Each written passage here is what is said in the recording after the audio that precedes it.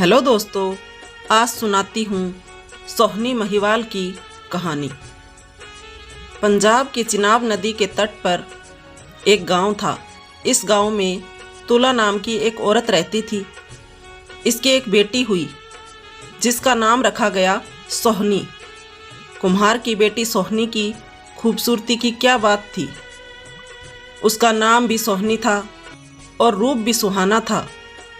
उसी के साथ एक मुग़ल व्यापारी के यहाँ जन्म लिया इज्जत बेग ने, जो आगे जाकर महिवाल कहलाया। इन दोनों के इश्क के किस्से पंजाब ही नहीं सारी दुनिया में मशहूर हुए। घुमक्कड़ इज्जत बेग ने पिताजी से अनुमति लेकर देश भ्रमण का फैसला किया।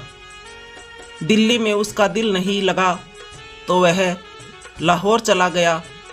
वहाँ भी जब उसे सुकून नहीं मिला तो वह घर लौटने लगा।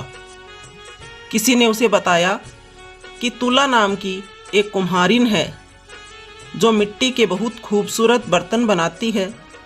ये सुनकर महिवाल को उसके बर्तन देखने की इच्छा हुई और वो रास्ते में गुजरात में एक जगह रुककर तुला के बनाए बर्तन देखने गया।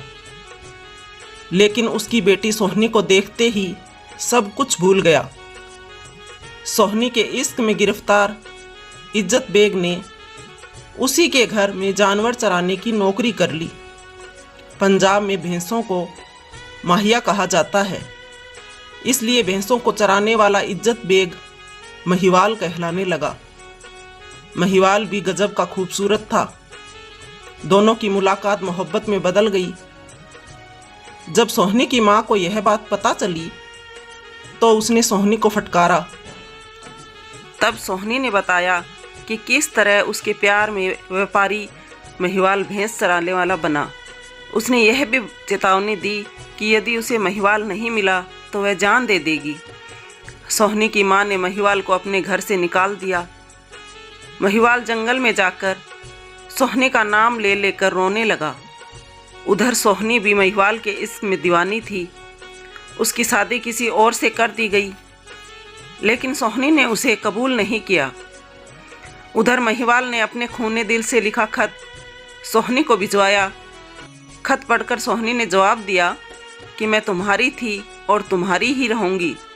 जवाब पाकर महिवाल ने साधु का भेष बनाया और सोहनी से जा मिला। दोनों की मुलाकातें होने लगी।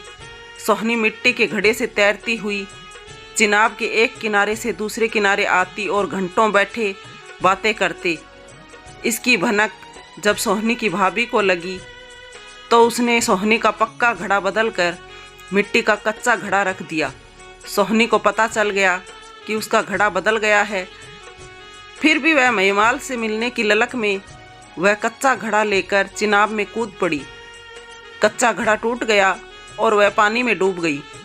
दूसरे किनारे पर पैर लटकाए महिवाल सोहनी का इंतजार कर रहा था। जब सोहनी का मुर्दा शरीर उसके पैरों से टकराया, अपनी महबूबा की ऐसी हालत देखकर महिवाल पागल हो गया। उसने सोहनी के शव को अपने हाथों में थामा और चिनाब की लहरों में गुम हो गया। सुबह सुबह जब मछुआरों ने अपना जाल डाला तो उन्हें अपने जाल में सोहनी महिवाल के मुर्दा शरीर मिले, जो मरकर भी एक हो गए थे।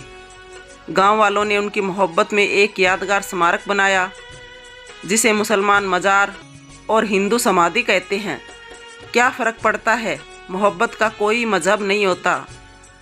आज सोहनी और महिवाल भले ही हमारे बीच न हो, लेकिन जिंदा है उनकी अमर मोहब्बत। तो दोस्तों, कहानी कैसी लगी? पसंद आई हो तो लाइक करें, कमेंट करें, शेयर करें, सब्सक्राइब करें। Thank you for watching my channel.